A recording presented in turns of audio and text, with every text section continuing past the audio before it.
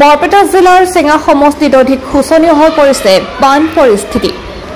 চেঙা সমষ্টিৰ ৰৌমাৰী পাথাৰ, চেংলেদিয়া, মালিপাৰা, চেনিমাৰী চৰ, বহদিয়া, যাত্ৰাদিয়া, দক্ষিণ গুধুনী চৰ নামৰ গাঁও সম্পূৰ্ণৰূপে বানত ডুব গৈছে। এইকেইটা গাঁৱৰ প্ৰায় 900জন পৰিয়াল জনমগ্ন হৈ পৰাত হাহাকাৰ পৰিৱেশৰ সৃষ্টি হৈছে।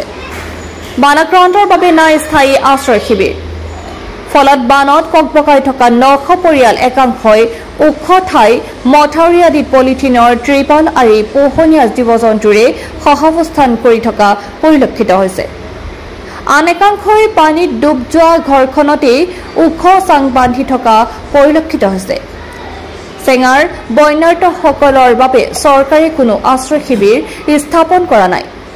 বন্যাৰ্তৰ মাজত কোনো সাহায্য সামগ্ৰী যোগান নধৰাত খাদ্য পানীকে ধৰি অন্যান্য অত্যাৱশ্যকীয় সামগ্ৰীৰ নাটনি হোৱাৰ কথা ব্যক্ত কৰিছে বানপীড়িতে। আনকি উপায়বিহীন হৈ নদীৰ পানীয়েই পান কৰি থকাৰ কথা সদৰি কৰে। চেঙাৰ চৰ অঞ্চলৰ ইখনৰ পিছত সিখন গাঁও ভয়াৱহ বানত ডুব গৈছে।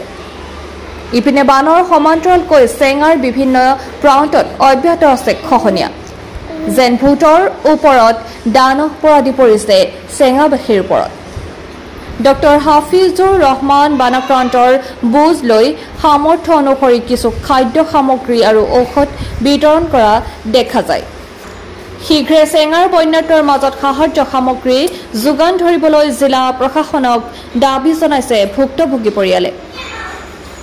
চেঙাৰ পৰা ৰমজান খানৰ ৰিপৰ্ট, MTV এক্সপ্ৰেছ। আজি আমি ৰৌমাৰী পথাৰ গাঁৱত চেঙা সমষ্টিৰ বানপীড়িত ৰাইজৰ শিবিৰ আমি হেৰি কৰিলোঁ, চালোঁ। মানুহবিলাকৰ যথেষ্ট কষ্ট হৈছে, মানুহবিলাকে যথেষ্ট দুৰ্ভোগ ভুগিবলগীয়া হৈছে। পানী অৱশ্যে কমিছে, নামি আছে, লাহে লাহে ঠিক হৈ যাব। আমাৰ উদ্দেশ্য এটাই যে আমি কিখিনি তেওঁলোকক সহায় কৰিব পাৰোঁ।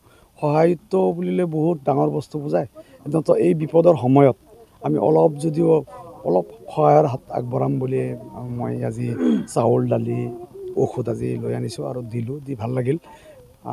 আটাইতকৈ বেয়া লাগিল যে তেওঁলোকৰ যিটো এই বানৰ ক্ষতিগ্ৰস্ত তেওঁলোকৰ মানুহখিনিৰ অৱস্থা চাই দুখ লাগিছে, বেয়া লাগিছে।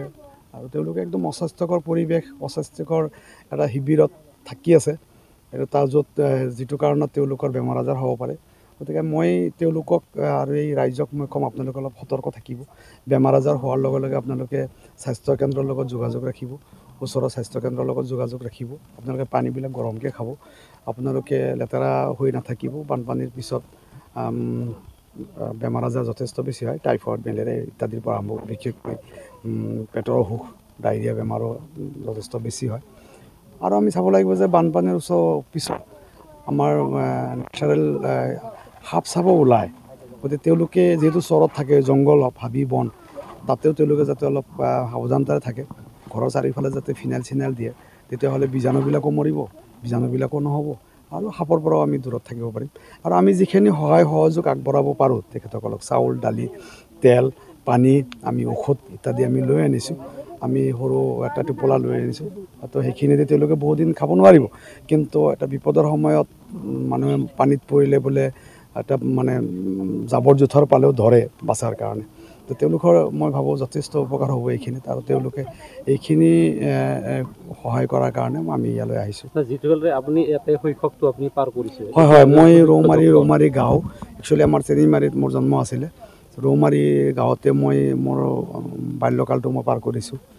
তাৰপিছত আমাৰ নদীয়ে ঘৰ ভাঙিলে, আমি পিছলৈ উঠি গ'লোঁ কোকাৰ পাৰলৈ, যিকে নহওক।